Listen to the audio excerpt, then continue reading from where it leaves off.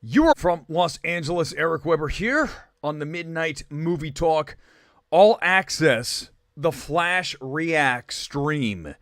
As you may or may not know, Warner Brothers decided to show the 90% finished Flash to attendees at CinemaCon in Vegas tonight. And we have our first reactions. And tonight's show is going to be really fun because we're not just going to talk about the reactions. We're going to talk about a big issue in the field of, and is there even any more film criticism even available to us? But as we do that throughout the evening, your comments are going to be crucial. So come in early and often. Super Chats get you in very quickly. So do that as we get started here. And we start with Humberto Gonzalez, a friend of mine. Listen, we know each other. We have crossed paths many times in LA at different events. So I'm going to read what he has, and then we'll comment away after we get a few of these tweets through. All right, believe the hype. Christopher Nolan movies aside, which is a pretty big aside. A Flash movie is the greatest DC movie of the last 30 years, belongs in the same conversation as Superman 78 and Batman 89. The movie breaks incredible new ground in superhero cinema and honors DC lore of years past. That is Humberto with his take on The Flash. Let's go to the next I had queued up, which is, now this is where we're gonna start discussing something that's a very big topic here tonight. Okay, so this is Brandon Davis, who runs comicbook.com. Damn, The Flash is good. It's super inventive, both visually and in concept. The dynamic of the two Barry Allens is crazy well done. Emotions hit me intensely hard, solid surprises. It got me wanting to watch again and really eager to see how they follow it. Well done. Next, we go to Scott Mantz, another LA-based film journalist. Not a critic. Film journalist. The Flash is awesome. One of the very best DC movies, a perfect blend of action, heart, and humor. So many wow and chill-inducing moments that longtime DC fans will love. Ezra Miller is superb, twice actually, and Keaton's still got it. We knew that. Next, a few more, then we're going to get into what we're going to talk about here tonight. Just a few more. I want to get some more straight-up positive and a couple of mixed, and then we have our discussion. Sean O'Connell, who I know, we did TV together in Charlotte. I'm aware of Sean.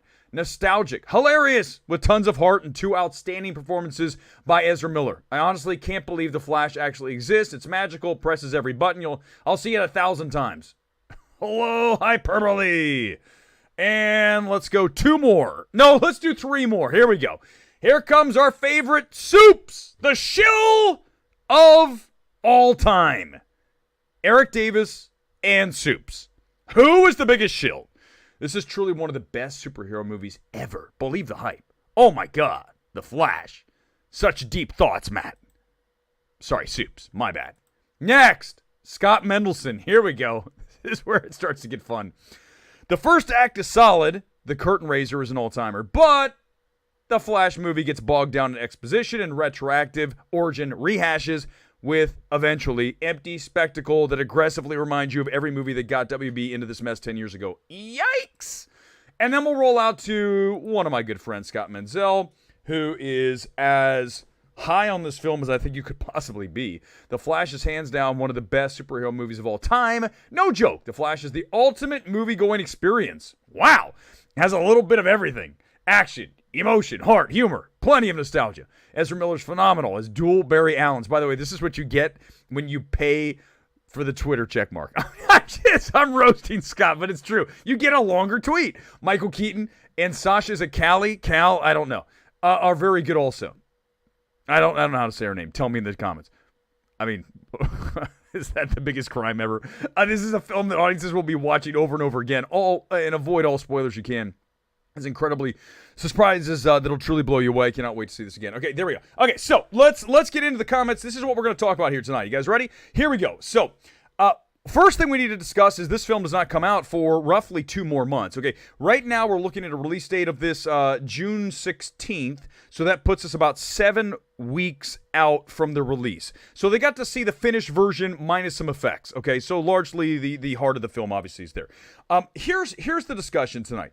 Is what we're witnessing here tonight Shill City or not? Now, having not seen it, I can't weigh in, but I'm going to point to a number of things that we need to take into account when we start reading things like this. Okay, number one, if you do not know, if you've not been around and you do not follow reaction tweets the moment a first screening has happened, the propensity for people who watch the film is to get out of control with praise because they feel special that they're at the first screening of the film, the world premiere in this case.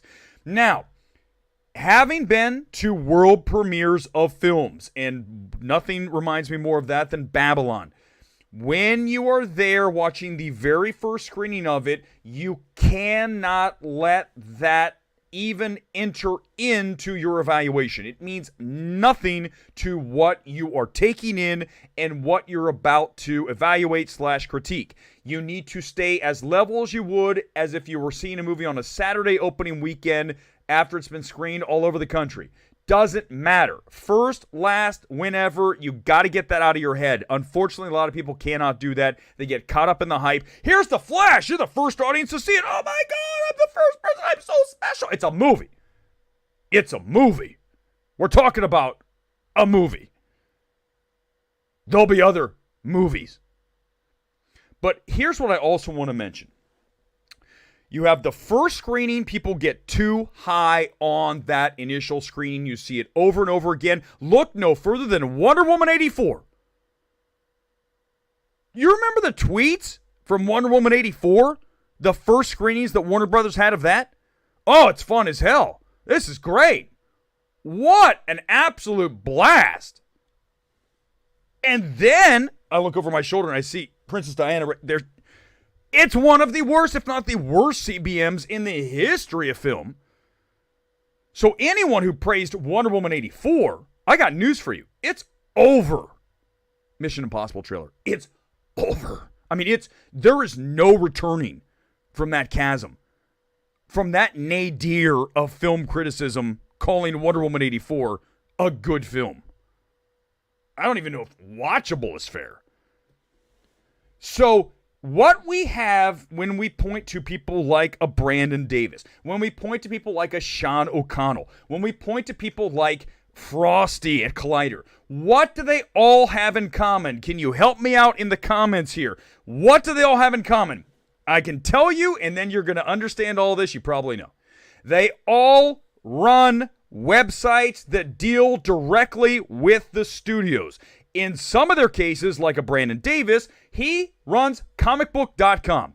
Is it good for business for Brandon to have even one tiny, minute criticism of a comic book movie?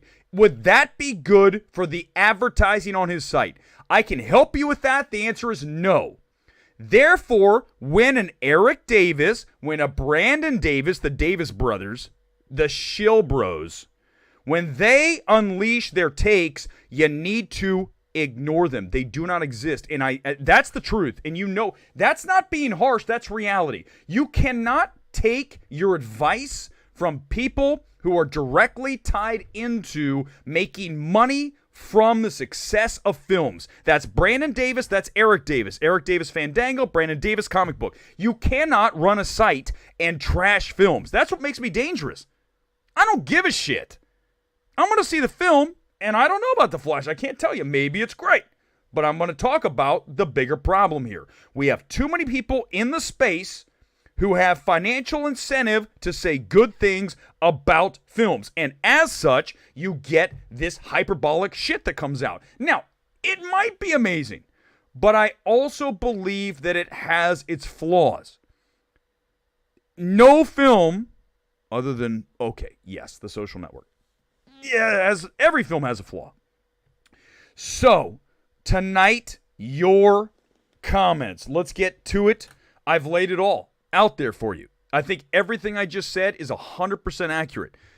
The danger for anybody going to see a first screening of a film is that they are going to get too high because they are, quote, special. They're in the middle of it.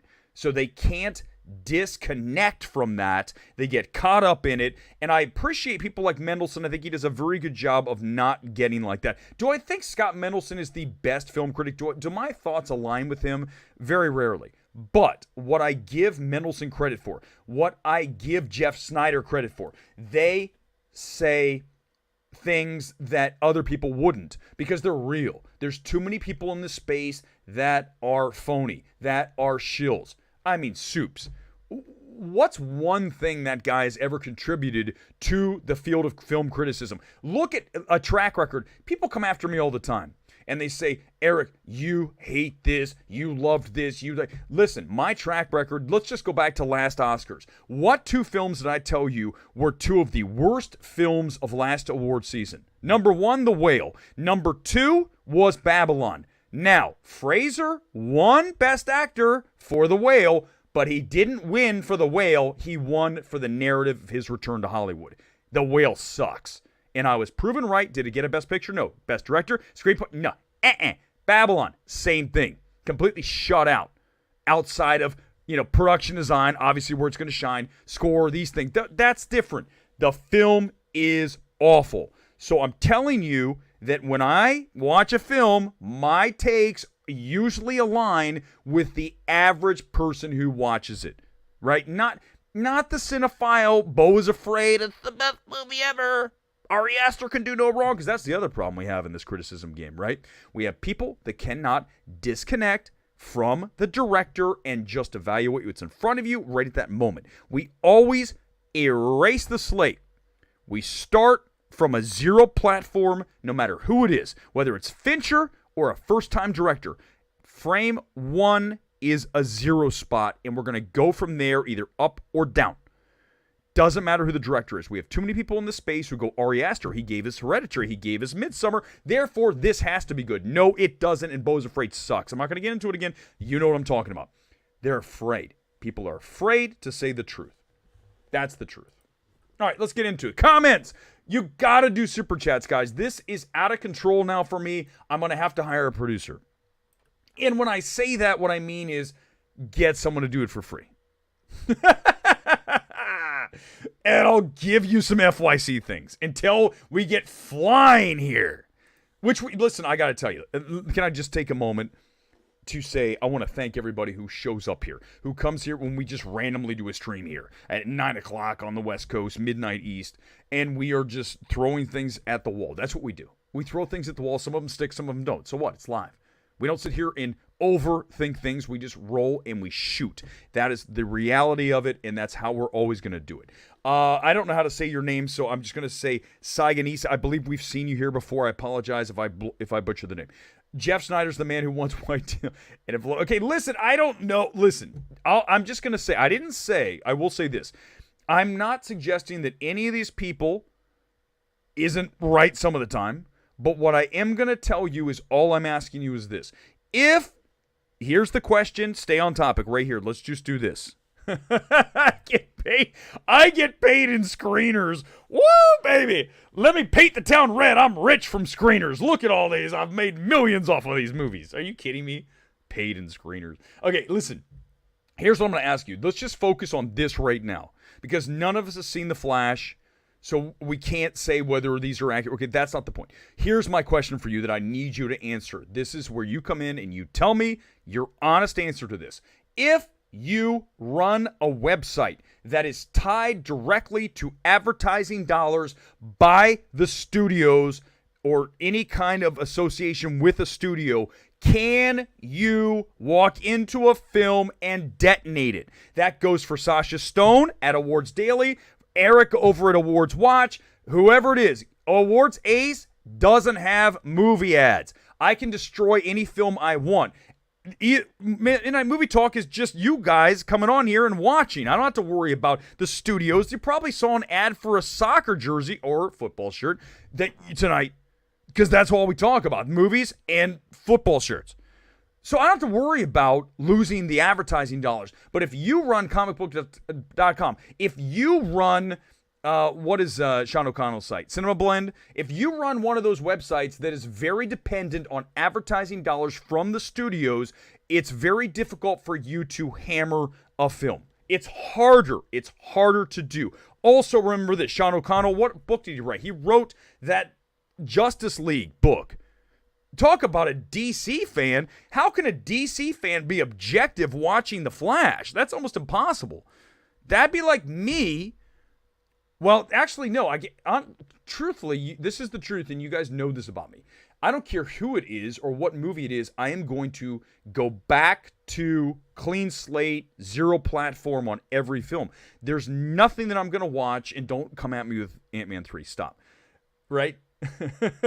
So that's I'm not going to do that. It just doesn't matter. This is a great great example here. TIFF audience ate up The Fabelmans, and when you watch The Fabelmans, you go, that. In fact, that was my reaction. So if you aren't familiar with The Fabelman story, it debuts at Toronto. To glowing, Spielberg's done it again. It's his life story. It's the best, one of his best films. And then about 2 weeks later, Universal says, hey, why don't you come over and watch it at Universal and we'll watch Fabelman. I can't wait. This Fabelmans, this is the movie that Toronto said is one of the best films of the year. It's one of Spielberg's. And you watch The Fabelmans, you go, what? Who said this was good? This is Spielberg's worst film. Worst. Not one of his best. One of his worst, if not the worst. So we get back to the central issue here. First screenings are very dangerous to listen to because Top Gun Maverick, a rare exception. I don't doubt The Flash has a lot of very good things, but to say it's one of the greatest movies of all time, which is almost where we are here tonight, I really think we need to temper things a little bit. And that gets back to either being a shill because you work for a site that has to sell tickets, Erick Davis, or I don't even know why I even say that guy's name. That guy doesn't even belong in the field of film because he is a shill. You need to disregard him and Soups. Anyone who's a shill, and here's the thing, has anyone ever come at me and said he's a shill? Anybody? No, because they can't. A shill would never say that Beau is Afraid is a career killer and expect to ever get invited to another A24 event. So what? I don't care. I don't need to go to an A24 event. If they were smart, they'd realize that I love half of their films and I loathe the other half. Look at After Sun, look at X, look at Lamb, look at Good Time, Ghost Story, on and on and on. A24 films that I absolutely cherish. Then there are films like Beau is Afraid that I absolutely think is the worst of the A24 films. As such, just know that you don't know what you're going to get. Isn't that what you want? Why do you want someone who's a shill? Why do people come after me when you got Erick Davis out there like a shill? Why would you do that? What is wrong with these people? Because you don't like that I'm a loudmouth? Get over it. Who cares? Would you rather have a loudmouth or a shill? Give me a shill serves no purpose for anybody. If anyone, they're a propagandist, right? I mean, why would you listen to someone who's directly tied into whatever that they are praising, okay? Great example we just lived through with COVID. I'm not going to get into politics. We're going to try to stay out of it. But why would you listen to someone who's making money directly from things involved with COVID? Why would you ever listen to that person? Because they are compromised. Just the same as someone who works for Fandango and is in charge of selling tickets for movie theaters is not reliable as any kind of evaluator of film. It's 100% right. Give me a like, because there's not even anything that you guys can even take from that and come at me with. In fact, I ask you right now, bring it to me right now. What I just said, come at me with a retort that is anything other than you're 100% right. You're a loudmouth too, Ken Murray. There's nothing wrong with being a loudmouth. People, you know what it is? I got to say, here's what I think it is. I think that the majority of people who have an issue with how I talk about films, they're probably younger. Because remember this generation, this younger generation, they're like, oh, someone says something mean about me. Words are violence. No, let me tell you something. Words are not violence. Violence is violence. Okay? Words are not violence. If someone tells you you're not great, not violence. You're not great, possibly. There's a chance. All those stories that you were perfect, maybe not. We're Gen X. Ken and I are Gen X. I mean, we were told shit 24/7. We got in fights. We just didn't give a crap. Someone said something, goes, go F yourself. We didn't care. These kids are like, oh, someone said something mean to me. I'm going to go cry. I need my safe space. What? Just suck it up. Shit, if I needed a safe space for every time someone came after me, Mike, I would never leave my house. I'd be curled up in a ball in the corner. Oh my God, someone said something mean about me. I can't believe they said that I'm an idiot. Oh my God. Get over it. I saw Devotion, Jonathan Majors and cast there. I couldn't wait to leave. Oh, yeah, Sham. This is a great story. I'm glad. This is I never told this story. So, Sham, thank you. This is like a perfect, you teed this up.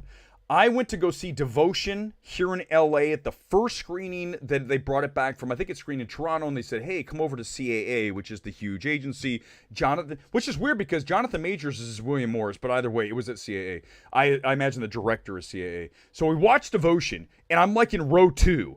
And if you haven't seen Devotion, trust me, you don't need to watch Devotion.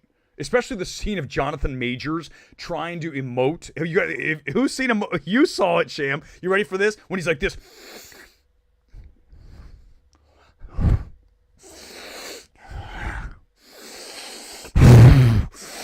And it goes on for like 5 minutes. That goes on for 5 minutes. Him like doing this thing in his face in the camera. But here's the thing. I watched Devotion. The film is at best forgettable. And then I have to sit through a Q&A. I'm in row 2. I have to sit through a Q&A from all the people involved talking about Devotion like it was a great film. They're like, here is the casting coordinator. The director's like, we really... And I'm like, oh my God. I just wanted to stand up because you guys know how I feel about when I watch a film that's like not great. It wasn't terrible, but not great. To listen to people propagandize about a film that is clearly not great, and they're up there going, this is one of the best films ever made. You're like, dude, what? I almost stood up and go, excuse me? You said the score was great? Who just said the score was amazing? The score in Devotion is absolutely the definition of forgettable. Wait, which movie? Devotion is not great. Are we you're talking about the 1978 Warriors. Okay, fine. I thought you... wait a second. This might be the best impression. Thank you. Listen, Oliver, if you want to cut that out and make it go viral, that is it. But that is his thing. I literally almost blew out my ear. My eardrum is like almost gone from trying to emote into the camera like Jonathan Majors in Devotion.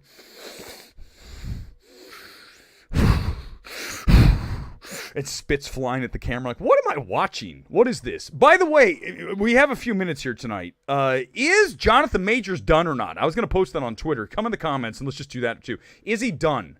I feel like every time we think it's over, it disappears and it's like he's back. And then he's gone. Which one is it? I think I'm experiencing CBM fatigue. You're not alone. My boy Keaton is back as Batman. I'm not that excited. I'm with you, Kusama. I mean, I do want to see The Flash. I will see it. If they invited me to see it at Warner's tomorrow, I would walk down the street to see it. But I'm also okay with waiting 7 more weeks.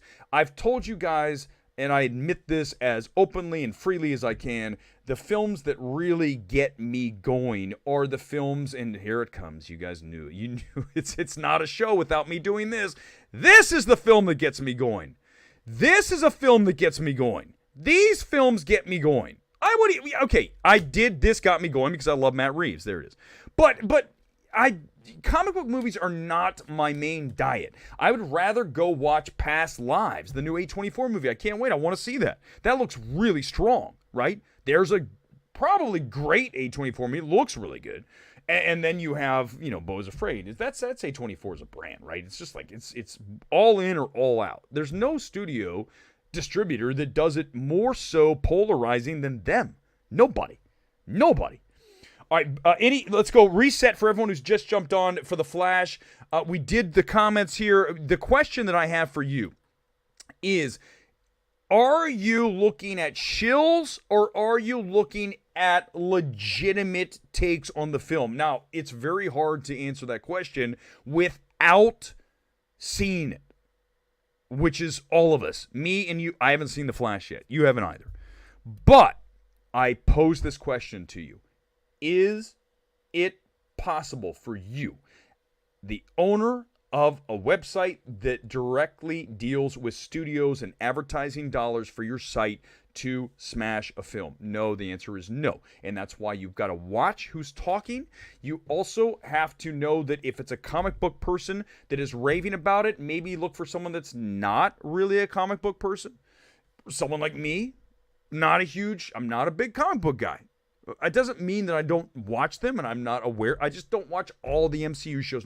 So if I come out of Flash and I say this film this is going right, this is not going right, that's how you have to do it. I think you don't want to get somebody who is all in on CBMs, because that is you really want somebody who's kind of like neutral in every one of these films evaluations, right?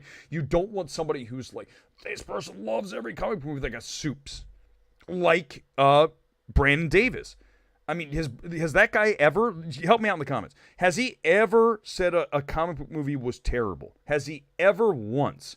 And that's where you have to say, well, then why am I listening to you? Because you have to have your critics, they have to absolutely savage a film from time to time, and that does not include things like Paint, or what was another, Scream 6, although there's a lot of shills on that. The films that are easy to hammer, right? The films that are direct to DVD. Streaming, like Ghosted. I came on and savaged that movie the other night. If you hate Ghosted, that doesn't count. Ghosted's terrible. So you need to hammer films that are, wow, that's interesting. Now, that doesn't mean you're going to savage it for no reason. My point is when it's dangerous, you will do it. You will go after it. Beau is Afraid, dangerous film to go after. You're going to piss off the cinephiles. You're going to piss off the A24 cult, the Midsummer A24 cult people. Literally, that is the typical A24 fanatic. They are the people actually in Midsummer. In fact, they probably cast the extras that way. A24 is like, are you a fan of A24? We need you to be in our movie about a cult. Because you're in a cult. Let's do this. We need to teach Sticks and Stones again. It should be a required curriculum. Yes, it should. Indie Phantom. Welcome back to the channel, by the way. Right? I mean, people, Ricardo. Oh, that's right, Daddy. Listen, people say mean things. Again, about me. I mean, I've blocked like half the universe on Twitter because I'm like, here's the deal. Listen, I'll be honest with you. You can come at me and say, you don't know what you're talking about because this is... But if you come at somebody and you say something that's, like, genuinely nasty, I try not to do that. I know what you're going to say. You're going to say right now, you just destroyed Brandon Davis and Erick. No, I told you that he runs a website that sells ads about comic book stuff. Therefore, he cannot come out. His readers alone of comicbook.com, how are they going to react to him walking out of a CBM and saying this film is horrifically bad, like in Eternals? Did he say Eternals was good? There's the bar. Wonder Woman 84, there's the bar. I mean, when you're saying those films are great, it's over. It's over. Hold on, let me see. I'm going to go through. This is one I wanted to show you guys. This is Jeff Snyder. Give me a second. This is what actually made me do the stream tonight. This tweet right here. Here we go. You ready? This is the tweet that had me going, I want to do a stream tonight. Right here. I just scanned initial reactions. Embarrassing. I'm embarrassed for my profession. Not even a whiff of criticism. A bunch of easy lays, I tell you. There are a handful of critical voices you can trust these days. It's sad. And yes, I know this tweet is going to get me killed. No, it's not. It's going to get you praise because I believe to be, and I think you guys know, one of the few critical voices that you can trust. Now, you might not agree with me, but you can trust that what I say is what I believe. I am, if anything, I am not a shill. And you guys know that 120%. Give me a like if you agree, because I know you do. And then you look here at some of the replies. Well said, of course. Embarrassing. Well, I don't know. Listen, here's the thing. Yes, maybe it's a good film. Someone says maybe. Okay, yes. But there also is a shit ton of shilling in the film game because of sites that run on ads, because of people that just want access. Remember this, you are not going to get access to see films first if you walk out of them and call them career-killing films. It is over for you. I will never go to another A24 major event again because I said Beau is Afraid is a career killer for Ari Aster. Now, is it really? Of course not. He'll be back with a horror film. Thank God, anything better than Beau. But the point is to drive a very important message home, which is this film should never have been made for that budget. And I understand you're going to say to me right now, someone's screaming, why do you care? It's their money. You're a business. Don't you know? If you're a business, you can't just throw $35 million at a film as shitty as Beau is Afraid. And on the page, Beau is Afraid is not a film anywhere near 35. The price tag for me would be like 5, not 35. So yes, I'm allowed to care. That's why. Otherwise, why would we even talk about film? If I had no passion, I'm like, well, let A24 do whatever they want. That's such a Gen Z thing, such a millennial thing, right? Stop being so mean to people. Just let them do whatever they want. Don't criticize them. My God, when we grew up in the 80s, shit, we were criticized all the time. Kids bullied the shit. I got bullied. Everyone got bullied. I didn't know anyone who didn't. And guess what? We're all here today. Ken and the rest of us. Who else is Gen X?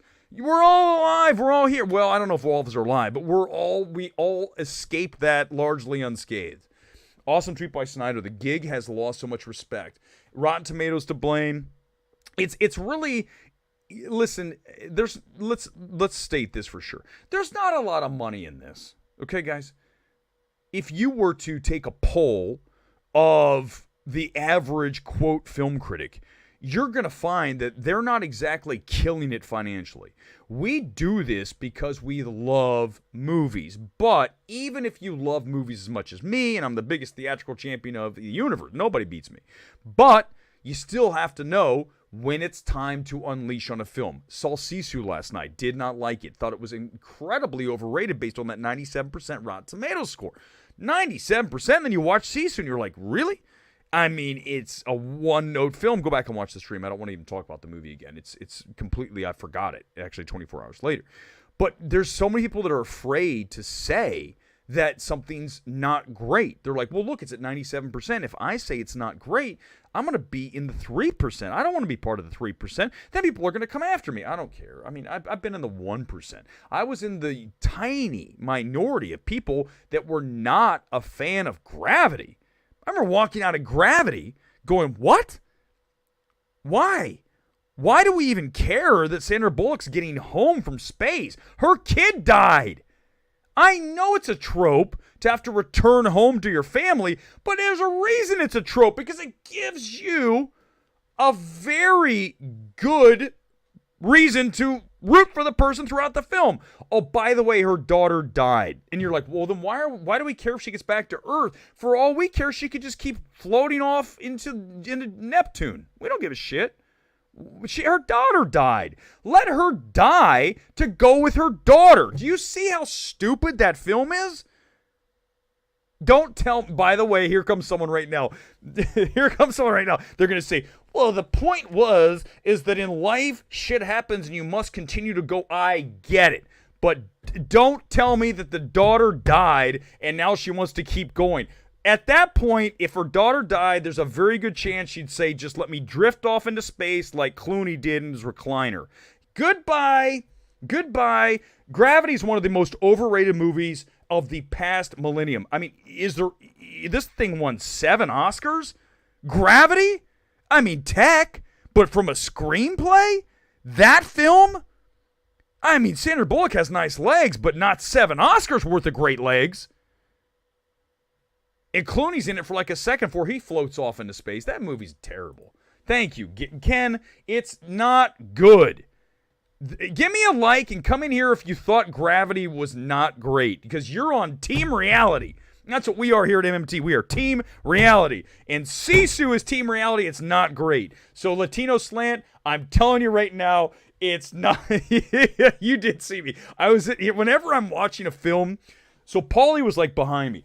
I'm watching the film, and I'm sitting in like the exit row, and I'm like, this is me in my seat. Watch. When I don't like a film, this is me. I'm like this. I just go. Oh no, this isn't happening. What? He is putting his pickaxe into a jet, or excuse me, I'm sorry, propeller plane, and he's getting taken off with his pickaxe in the plane. This is the stupidest movie I've ever seen. So dumb. Indie Phantom, I didn't like Gravity, and I was way in the minority this time. Yeah, exactly. Did it win? I think it did. Didn't it win Best Picture? So bad. It's not great. It's not a terrible film. It's like a C. It's not a Best Picture. I mean, get out of here. Joffo, I remember when David Letterman on the show mocked Gravity for its... Thank you. Letterman... What a real person, right? That's what made David Letterman so good. Howard Stern before. I don't think Stern has it anymore. He's real. When you watch these people, hopefully you feel that way about me. I am real. There's no bullshit. There's no phoniness. I don't have time for that. I openly call out people, and guess what? They'll probably call me out. Don't give a crap. That's how it goes because we're Gen X, and we'll deal with it, and we don't have to worry. We're not going to, go into the corner and cry. Okay, 12 years won. Thank you. It got 7 wins though, right? Is that correct? Film fan, tell me it was 7. I'm pretty sure it was 7. Sham, listen, go back and watch Gravity. Okay, let's do this. If you saw Ad Astra and you saw Gravity, which film's better? I mean, are you kidding me? As I said in my reaction when I walked out of Ad Astra, if Gravity won 7 Oscars, Ad Astra should have 77 Oscars. It's 10 times the film. 11 times the film. Or did I say 70? Whatever. That it is. I mean, Ad Astra is a great film. The screenplay, I think, at the back end is not perfect. But the execution of the film, and that's what made Armageddon Time such a disappointment when you watch James Gray and you're like, what is this shit, Armageddon Time? Talk about a mid film. 2 films that should have worked but didn't because of screenplays last year. 1, Armageddon Time. 2, what movie? Empire of Light. None of you are going to have... It's right... Empire of Light's right... There's Empire. None of you watched it. Your homework was to watch Empire of Light and tell me that have you ever seen a film that had so many great elements but yet is not a terrific movie. You need to watch Empire of Light. I'm tired of telling you guys. That's your homework. I thought Gravity was a good spectacle. Yes. But, yeah, exactly. It was 12 years late. Exactly. Thanks. Good. You guys are awesome. It did win 7 Oscars, though. Thank you. Director, right? That's close enough to picture. You walked out of Beau Was Afraid. Ken Murray, everybody please, round of applause. Round of applause for Ken Murray, everyone. Give him some love in the chat. Ken Murray had the guts to walk out of Beau Was Afraid. I would have done the same thing if I didn't have to comment on the film. Like, if I wasn't going to do a stream about it, because I can't come on a stream and say I walked out. I don't know what is going to happen. Ad Astra's on another level in Gravity. But good for you, Ken, walking out. Ad Astra, Interstellar over Ad Astra. Here's how it goes. Interstellar, Ad Astra, Gravity. That's the order. Interstellar is, I believe, Christopher Nolan's best film. And I know you guys are going to... A lot of people have an issue with me saying that. But when you look at Christopher Nolan's work, and especially when he has the emotion of father-daughter, right, through the years, that just tears you to shreds. I mean, their relationship, him being out in, the Netherlands, out in the furthest reaches of outer space, while his daughter's back on Earth, going, Dad, why didn't you stay? Hence the Zimmer song, Stay, one of the best single tracks in the history of any score.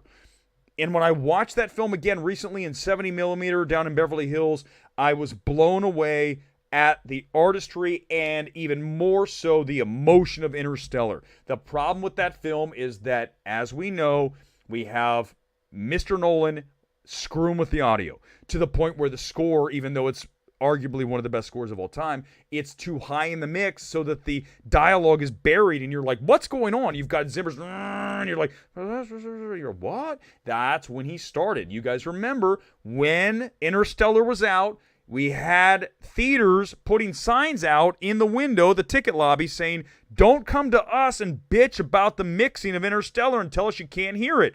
That's Nolan. Nolan, screw him with audio. And if we have Nolan, I know he watches. Nolan, for the 1 millionth time here on MMT, we're saying it. Stop playing with the audio. I know you think it's cool. It doesn't work. Didn't work in Tenet. Didn't work in Interstellar. Hopefully it's not happening in, what's it called? Yeah, Oppenheimer. Hopefully it's not happening there. Please, Christopher, in the comments, tell Christopher, because I know he's here. Tell Nolan, don't F with the audio. No more. Exactly, Oliver. It's underwhelming, but the elements are great. Lubezki's a very, very strong cinematography. Always. But I still would say that Ad Astra cinematography is stronger. You need to watch Ad Astra if you haven't seen it. You have to. You have to. The Flash and Pixar Elemental debut on the same day, June 16th. Summer's in effect, right? Mid-June, we've got families out. The kids are out of school. They're ready to go. Summer vacations haven't really started, probably about right then, and then you get up on July 4th. So you're going to get a really strong, remember, summer's like every day is a Saturday. The kids are out of school. They got things they want to see at the theater. We now are seeing things like Mario is going to go way past $1 billion. Summer is going to be massive between, we already mentioned Oppenheimer, you got Barbie, you've got Mission Impossible 7, you've got Flash, you're going to have Guardians still kick in, especially if it's very good, which I'm hoping to see it Thursday. If I see it Thursday. Either way, we're doing a stream Thursday. That's what we always do. But we might have a Guardians reaction stream Thursday. So be advised. That'll be a big night. And you know I will probably love it as much or more than Ant-Man 3.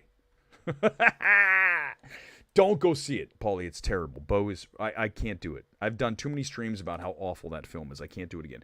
Empire Light was well acted. Great cinematography. Yes, absolutely. That's it. Ken, you saw it. That's exactly the film. Everything is great except for the story. The screenplay tries to do too much with race relations and mental health, and it does not mesh.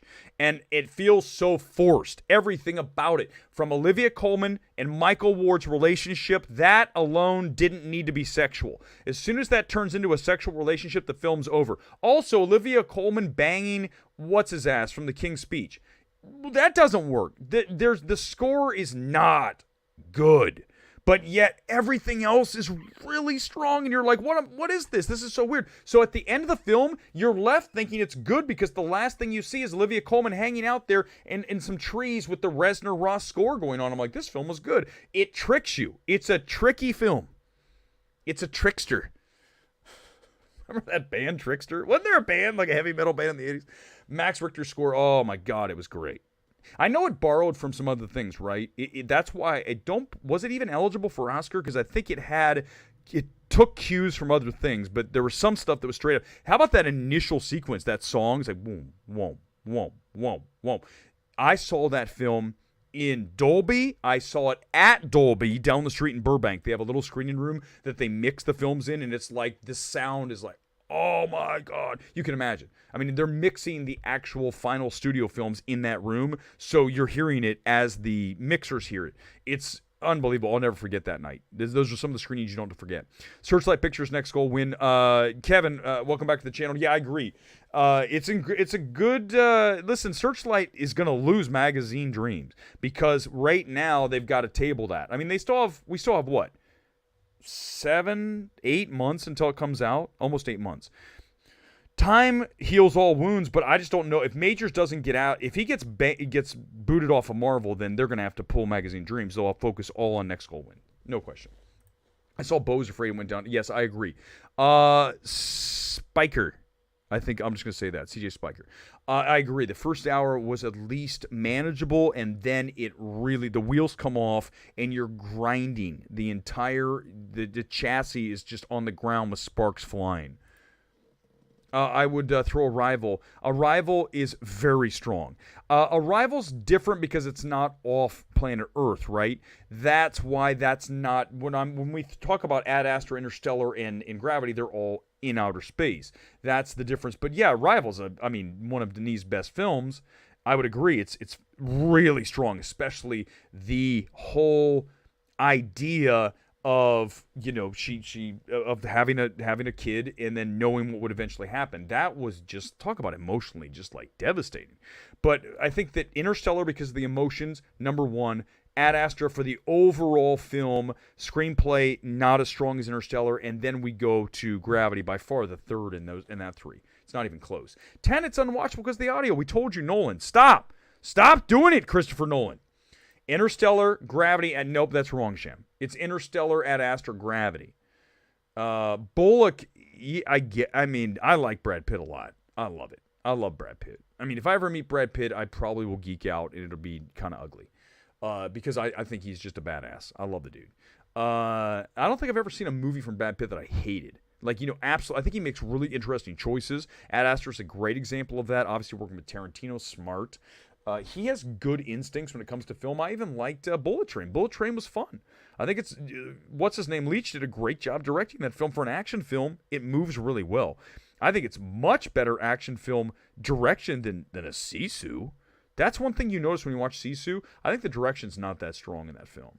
It's okay. It's direction, not even direction plus. John Wick 4 is direction plus, and I think he learned so much over those films. And then you look at Bullet Train, direction plus, because Leach knows how to direct an action film. And that is not easy. It's a whole different deal. I mean, people were saying how great Everything Everywhere was when it came to the action sequences. I think it's okay. I don't think it's direction plus, right? Or direction double plus or triple plus when we're talking about a film that really goes out there. Anything by Fincher, anything by Bong, anything by Tarantino. Direction that we get to that next level. Now, directors that have absolutely dazzled me with their first films, what am I going to say? I'm going to say Rose Glass. I'm going to say Charlotte Wells. I'm going to say the Safdie brothers, even though it wasn't her first film. The first thing I saw from them was Good Time. I mean, when you watch that, you're just like, whoa, wow, oh my God. And then you watch Uncut Gems. Remember this, please, if you can get one thing wrong, do not get this wrong. Good Time greater than Uncut Gems. We have to make sure that's clear. Please don't mess those up, please. Ad Astra used the same guy's Interstellar. Nolan did. Wait, what? Hold on. What? Who was in that? The same score? I don't know. No, it couldn't be the same score. I have no idea this. I started Empire Light, never finished it. Score is unbelievable, right? Unbelievable. I'm going to love The Starling Girl. I saw it at Sundance. It's definitely your kind of film. Can't wait. You guys know what I love? What do I love, Max? I love grounded films that are drama. I want grounded drama. We don't get them very often. When I get them, they usually are ungrounded. Something happens in the film that takes you completely out of the film, and it's like, this is not how this would really go. I want a film that feels like a documentary. That's why I love Good Time. That's why I like Tar.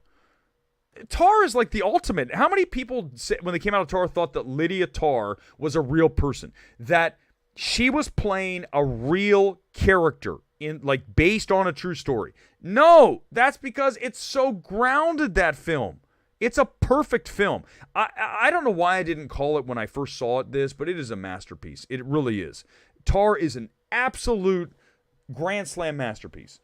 Let's see. Empire Light is supposed to be Mendes' love letter to cinema. Yeah, it's a mental health movie. It's got race relations. It's a shit show of a script. But that score for Empire Light is the single best score of last year, and the fact that it didn't even get shortlisted is the Academy at that point. You need to bring me in. I've said this before. This is all I want to do. I don't even care what the pay is. I want to make sure we get it right. I want to get in there on these committees and go, you have to put the Empire of Light thing in. And then if they don't, I rant and rave like I did after watching Beau is Afraid. If they go, we're not going to put Empire. What? You're not going to put the best score of the year in here? That's it. I'm out of here. And just know that you guys effed up, and I'm never going to come back in this room again. And they're like, oh my God. But you know what that came from? Passion. This is the best score of last year. There's no contest. None. Zero. It's like Empire of Light and 50 Feet of Crap and then everything else. The fact that Empire Light did not get a nomination and Devotion was shortlisted is enough reason to disband that entire group. Just everyone who's in charge of shortlisting the scores should be fired. Great point here, John. Searchlight had Birth of a Nation, and Birth of a Nation was Nate Parker. Nate Parker was accused of, if I'm not mistaken, sexual abuse/rape, and then she killed herself, right? And once that dropped, that story dropped, Birth of a Nation was dead. It was going places. Everyone was like, this is going to end up winning Oscars, and Birth of a Nation was over. Magazine Dreams, same kind of thing going on here, even though what's happened in the Jonathan Majors case isn't as, I would say, serious, maybe not the right word, but the Nate Parker situation was much more of a situation, I think, than even Jonathan Majors, because the girl killed herself. I still can't get over the fact Scorsese's film, it's 3.5. 3.5, Solomon. Only 3.5. I mean, only 3.5. After Weber Meets Pitt will constantly be subjected to comments about how... That's true. This is true. 10-minute warning, 10 minutes. We're doing an hour. I didn't think we would. If you want to talk about The Flash, go ahead. If you missed anything about The Flash, when the stream's over, go back and watch the beginning. We talked about it for like 20 minutes. Everything's there. We gave everything we said. I can't comment on the film. I didn't see it. But I'm just talking about, remember what this channel tries to do? We want to look at things and talk about bigger picture situations than the actual just the one thing. And so when we talk about Beau's Afraid, great example. We're not just talking about the film, we're talking about the decision to make the film at $35 million. Now, I know that's very niche. I know that that is not for everybody, but this channel's not that. We are not Soups. We are not any of that things. I would never want to do a show like Soups. That would be, first of all, why does anyone watch that guy? Or even what's her name? Our good friend who looks off camera and reading scripts. What's her name? Grace Randolph. No, we don't care. We're not doing that. She couldn't even do a show. She didn't watch Tar. How do you take anyone seriously that didn't watch Tar? Like, that's unforgivable. Tyler Durden, Cliff Booth, Brad Pitt. Exactly. He made so many great choices. Do you have a box up prediction for The Flash? I mean, listen, we told you this film's going to go up. Right now, these reactions are only pushing it higher, and they have 7 more weeks to build. So we saw what happened last year when they screened Top Gun Maverick at CinemaCon, and then boom, it popped. This film is in a similar situation where it's screened at CinemaCon, and then it's going to show up, and it's going to, just a few weeks after, when Maverick came out, actually about a month. But either way, it's very good for The Flash right now. It's looking really good. Listen to this. We said it's possible. Could Ezra Miller be back as the Flash? Because I told you what's going to change everything if that film gets up to $1 billion or close to it. Ezra Miller's back. Don't be surprised when they change their mind. Even after all the stuff, money talks in Hollywood, and if this film makes $1 million, they're not going to recast Flash. They're going to go, let's make another Flash. This film just made us $1 billion. No, I did not see 1001. I promise you I will. Someone asked me that the other night. I will see it. I didn't call it a masterpiece right away because you're not a shill. Exactly. Thank you, Solid. That's the thing, is it's really tough. You have to think about a little bit. Masterpieces, right? That's the ultimate prize. When you talk about a film as a masterpiece, you are at the highest end of the spectrum when it comes to evaluation. There's nothing higher than masterpiece. That means essentially a flawless film. And as I have sat on my reaction to Tar for almost 6 months now, I've obviously been thinking about it quite a bit. I've seen it now 2 times completely in theaters. I wish I would have actually seen it a third, but it's fine. I saw it 2. I saw it at the Academy Museum, and I saw it again at down at Raleigh Studios, which has an amazing sound in that room. So I am confident in telling you that film and the choices that are made by Todd Field qualify as masterpiece. I have not seen, Kate, thank you for the question. I've not seen Nefarious. I wanted to, I didn't. The reason I want to see Nefarious is it's polarizing as hell. Some people are like, Nefarious is like great, and other people, it is terrible. So something happens in Nefarious that makes people either love or hate it. I don't know what it is. I will see it. I'll watch Nefarious and 1001. I don't know if I'm going to get to The Covenant. It's tough. Batman had a great score, no question. But the thing is, there's so many films that I waste time with things like Paint, with Sisu, but why am I with Renfield, with Scream 6? But here's the thing. These are films that you guys see. Not many people saw 1001. I want to see it for me. It's not for, the audience. You guys don't care about 1001. A few of you do, but in general, most people don't. Tar is great. It's a long movie. Doesn't feel long. 100%. It's 245-ish, and it absolutely does not... I'm not going to play the rant video. Okay, fine. I don't know. Is it here? I'll play it for you on Thursday. Let me cue it up. I'll play you the rant audio on Thursday when we talk about, probably going to talk about Guardians 3. If I see it, we're definitely going to do it. Could you imagine if you asked Soups about, oh my God, can you imagine if you asked Soups about anything other than comic book movies? You don't even have to go that far. Just ask him about his favorite Fincher movie. He'd be like, Gone Girl. Like, no, stop. I mean, we don't have to go that far. The guy is a shill. Birth of a Nation, I never saw it. Shame I never saw it. Once it died, I didn't even get around to it. We knew it was dead. Kevin Davis, Universal only box office hit is going to be Super Mario Brothers, the rest of the film. Yeah, I think Oppenheimer's not going to be a huge hit. I mean, it's Nolan, but it's not Interstellar. It's not obviously a Batman film. It's not even Tenet. It is a historical drama. Those are hard to sell to the average person. So you're going to get cinephiles and older audiences, and then you're going to get the younger kids going, I'm not going to see that. And Tenet had that problem, but Tenet had Robert Pattinson.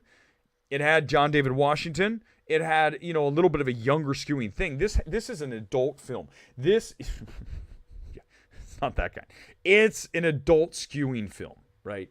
June is super crowded. But listen, right now, it's looking, we're great. We're in a fantastic place. 400 to 500 million, I think that's too high. Sadvik, I think that's too high for Oppenheimer. I do. I think you're way too high. 5 minutes. Get into your last comments. 5 minutes. I want to make sure I'm super chat. Did I miss any super chats? I'm rolling through the comments. No, I'm good. All right. Life is too short to waste on bad films that take you 2 hours. That's how I felt at the end of Sisu. It's 90 minutes, but yet I wasted my 90 minutes plus the drive over there and having to sit there afterwards and rant and rave again because I'm just like, this film is not anywhere near a 97% Rotten Tomatoes. It's a rotten film to me. It's one note. It's a dude killing Nazis. Guess how old that gets so fast? Within the first 15 minutes after, it takes forever for the film to get going to where he's killing the Nazis. Once he starts killing them, you're like, oh, here it is again. Look, there's a knife in the head. There's a shotgun through the chin. There's a blown off foot. We've seen this so many times. Give me something new. Make me. I almost said something there. I'm not gonna say it. Not really what you thought, but something that wasn't. Fast X is Universal. Oh my God, how awful is Fast 9? Oh, but I will say this: the flying Fiero in space in F9 still more believable than the end of Sisu, when he is jamming his pickaxe into the prop jet and it's taking off and he's hanging off the bottom on a pickaxe Pete thing. Pickaxe. Oh my God. All right, I'm almost out here. I'm so tired. Yeah, exactly. No one said, it's just the film is one note. You're going to be so bored. Sisu's going to get you so bored so fast. 25 minutes in, you'll be looking at your watch going, I still have an hour of this, and it feels like 2 more hours. Fast X, make it all coin at Warner. Yeah, it's going to do well. It's going to do well. All right, we got less than 3 minutes. Let's go. 3 minutes. Okay, real quick, everybody, come in. Will I like Guardians 3 if I see it Thursday? Yes or no? Will I love Guardians 3 or not? Come in right now. Let's do rapid-fire comments. Yes or no? Do I love Guardians 3 if I see it on Thursday? Tell me now. We close out with a rapid-fire responses from you. And here we go. No. Okay, last says no. Okay. Yes. No. Dark one. Yes. Who else? Who else thinks that? Okay, am I gonna? No. The Pontiac Pharaoh in space is more believable than Vin Diesel and John Cena. Yes, that's terrible too. No. Medium, yes. No. No Ant-Man 3 has Waiting Kuzma. You suck. Next, Guardian Galaxy 3 gonna be good film. I think it will be, Kevin. Only good thing Marvel's got. Yes. Old pickaxe hitchhike. Yes. It's so bad. Yes. Ending of Tar was the worst part. No, Max. No, Darren, yes. No, it's not. The ending of Tar is the best part of it because it shows the perfect circle of her going from the top to the bottom. She is then at the bottom of her. She's gone from conducting. Where were they? What city in Germany? Yeah, that. And now she's in, was it Vietnam or wherever? I'm sorry. when she's conducting the Nerd Orchestra. Are you kidding me? Movies Never Say Die. Thank you for Super Chat. Super excited to finally catch a live empty. Thank you so much. Really appreciate it. Movies Never Say Die. We are back here on Thursday night. That is the end of the show. We will I'm hoping. I don't know for sure. It hasn't been confirmed. If I see Guardians on Thursday, we do a stream here that is what? Help me out here. Guys, everybody, what are we going to do on Thursday night? It is not a review. This is not a review on Thursday night if we get into Guardians. I'm hoping that's the case. Otherwise, we'll be here Thursday either way talking about reactions to that, box office, all that. Again, thank you. Please like, subscribe. Really appreciate everyone being here tonight talking about The Flash and whatever else that pops up in the cinematic world. That's what we're here for on MMT. Back here Thursday night. Until then, good night. Live from Los Angeles, Erick Weber says, see ya Thursday. Peace out.